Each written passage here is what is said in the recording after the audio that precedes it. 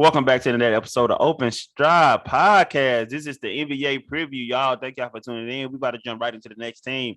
As you seen the previous episodes before, I have the Western Conference. My man FaZe has the Eastern Conference, so we're not gonna hold you no longer to let you know that the next team is the Eastern Conference team. So FaZe is on you. The next team that we have is the Boston Celtics. So keep it traditional. Do you know any Celtics fans?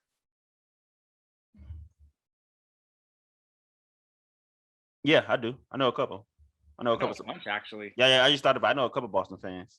Yeah, I know a bunch. I mean, my boy Brandon, my friend Matt, his whole family, real big Celtic fans. They're such big Celtic fans. They have a piece of the championship floor from the 2008 championship. So They have a piece. a piece of the actual hardwood floor of the 2008 championship. How did they get that? I don't know, but they got it. And it is dope. They are KG, Larry, they're like die-hard Celtic fans. That's cool, All man. right. That's cool. I never heard it before. That's pretty cool. Love them, bro. Those are like the most loyal Celtics fans ever. Like everything, bro. Like if you guys are listening, I am giving you the most praise because you guys deserve it. I love the loyalty. They probably hate Kyrie. You know, I never ask. When I see him next, I'm gonna ask. Ask them what their feelings is on Kyrie Irving. Yeah, I'm gonna ask. All right, so Boston had an interesting offseason. I want to start with their key loss, losing Kemba Walker. Like beginning of the year, they traded him away. Beginning of the offseason, I apologize. Traded him away to Oklahoma. How do you feel about that? I mean, I thought it was the right move, honestly. Kemba doesn't seem like he's the player that he once was. We already did our New York preview, so I said my kind of feelings on Kemba. I'm not high on Kemba anymore. I feel like he may be, if not close to done, he's almost done. He's not nowhere to play he once was, and he's honestly a shell of himself. No disrespect to him, but it's not really about age, even though he is an older player. It's more about his knees. His knees are just going out. But if he can have a resurgence in his career somewhere else and do his thing somewhere else, good luck in New York. But for Boston, I feel like it's a good thing to let him go. At that moment when they first got him, it was nice. But now when he started dealing with them injuries, it turned out not being so good. Well, he was there for 2 seasons. His first season, he did good. He had a good first season there. I'm telling you, when he first got there, he was straight. Yeah, but once them knees went out, it was over. He was more the ideal fit. I think Kyrie's a better player, but how he plays is more the ideal Boston fit. So maybe that's go ahead and say it. Go ahead and say it. Don't sugarcoat it. It's true. He's a better locker room player than Kyrie. That's all it boiled down to. I didn't say that. We don't know how Kyrie is in the Nets locker room. He's a better locker room player than Kyrie. That's all it boiled down to. No disrespect towards Kyrie. I'm just calling it how it is. But we're not talking about Kyrie. Go ahead and talk about the Boston. Okay. So we'll get back. We can talk about Kyrie in the Nets episode. They also lost Evan Fournier. They didn't decide to try offering the same amount that New York offered. Traded Tristan Thompson away. Taco Fall is gone. He's currently playing at the Cleveland Cavaliers. And Carson Edwards is also gone. So there's some notable losses for the first three, Evan Fournier and Tristan Thompson. Evan Fournier didn't really seem like he was the ideal fit for them. Maybe he was supposed to replace Gordon Hayward, but it just didn't really work the way it should have worked, in my opinion. So I think him leaving to to New York's probably a better look for him in his career. How do you feel about that? I mean, Evan Fournier. Yeah, Evan Fournier. I think he's a baller. I think he's a nice player. We talked about him in the last episode when we did his team. I feel like he's just a straight bucket getter. The funny thing about it though is Danny Ainge never made any deals, right? He stackpiled all these draft picks, but he'll never pull the trigger on a trade. He pulls the trigger on Evan Fournier, and Evan Fournier leaves the season after. So it's funny to me that he finally pulled the trigger on something, and the player that you trade for leaves the season after. So I just find that pretty funny. Well, he leaves the season after as well too, which actually leads me to my next point is Brad Stevens is now promoted. That's actually major. Get a new coach in. Brad Stevens is promoted, and he got to work pretty early in the offseason. So he ended up trading Kemba Walker, like we said, away, and in return got Al Horford and Moses Moody, but eventually got traded away to Dallas. But Al Horford returns. He also gets Ennis Cantor back, gets Josh Richardson in return, signs Dennis Schroeder, and like those are like all rotational players. Like those are solid people, but are they I, enough to make so them? I feel like Schroeder should and will start, in my opinion. It just depends on what direction they want to go with in point guard. Do you want Marcus Smart to be your point guard, or do you want Schroeder to be your point guard? Do you want to play both of them together, or you just want one to play and one come off the bench? You know, when Kimber was there, they played both of them together, Kimber and Smart. When what's his name, when Kyrie was there, Smart used to come off the bench a lot. So it's just like it's what they want to do with that. Like how's that rotation going to fit in? It'd be interesting to see. I think Schroeder's a better player off the bench anyway, but we'll see. I think Schroeder needs to come off the bench. I think his lone season starting in LA, while it was solid, it just wasn't what it should have been. And I think a spark off the bench for them would be nice. Marcus is more of a guy who plays their style of basketball, gritty defense, can hit the long ball better than Schroeder can. He's always playing hard. Schroeder's not that. Schroeder's a score off the bench type guy. So I feel like he'll be a better look off the bench. He thrived as a six man in Oklahoma. So get back to what you were really good at. Like you did good at that role. Al Horford's a good pickup since they were lacking bigs all last season and having Enes Kanter there. Al Horford's not the same Al Horford, but he still can impact the game in many ways, spacing the floor, playing defense, blocking shots. Like those are big intangibles that the Celtics needed next to Tatum and Brown. How do you feel about them getting Al Horford back? He washed. So effective. He washed, man. Come on, man. Effective still. Come Look, on. if he can I'm have a gonna good be I'm gonna be as respectful as possible. 10-7, that's not a good season for him. Dog, come on, he washed. They bringing him back for his leadership, his veteran leadership, his locker room presence, his all that stuff. But as far as his play on the court, his actual play on the court, come on, man, he washed. When dog, 36, crazy thing about it, he was washed before he left Boston the first time, right? He was washed. He was done. He got him. And Philly still gave him $100 million. I'm sitting there watching that like, dog, who's your agent? No, seriously, who is your agent? Because I want to just talk to him about what the hell he told Philly to make them believe that you were worth $100 million. They paid him $100 million. He got there for a season and a half, and they got rid of him because he was washed. It never worked. It was a stupid deal. But when he got that $100 million deal, I was just like, what the entire hell? How did he finesse that? Look, he knew what it was going to be. So he knows that was his last big contract. Might be his last contract in the league. Who knows? But I mean, he's a good player. Hey, look, locker room presence, good defensive player. He'll still get about 7 rebounds in my prediction. I think he'll get 7 rebounds. But the thing about it is, he might be there to help develop Robert Williams as they sign him to a 4-year, $54 million extension.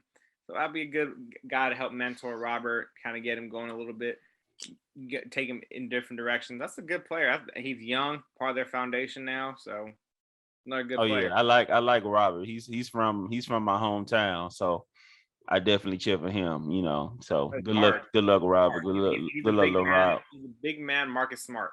Plays hard all game long. So I think I kind of feel like I know this is your team and this is your segment. So I just kind of feel like you brushed over something that I would like to talk to you about.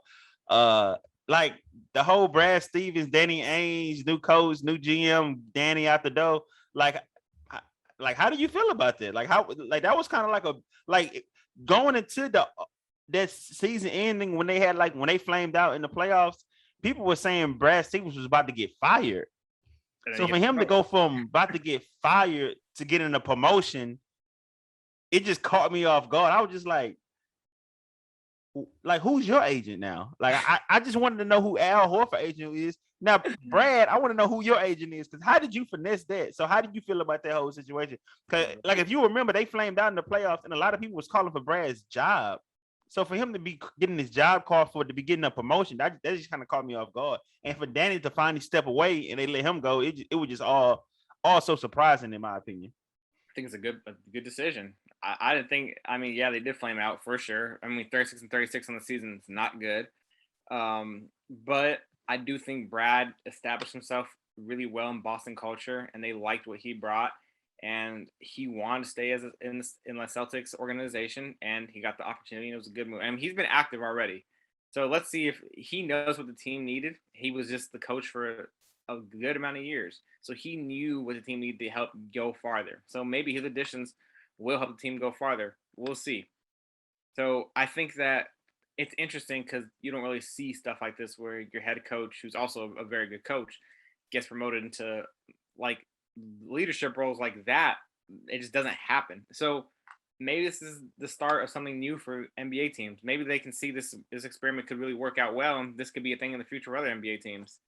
So who knows? Let it God let it happen to me. Let it happen to me. Lord knows, let it happen to me. Please let it happen to Matt. Yes. Last thing, Marcus Smart also signed extension for a 4-year, $76.49 million contract. What do you think about that? It's cool. I mean, I was never a big I never been a big Marcus Smart fan, but I do enjoy what he brings to the table. It's overall as a player.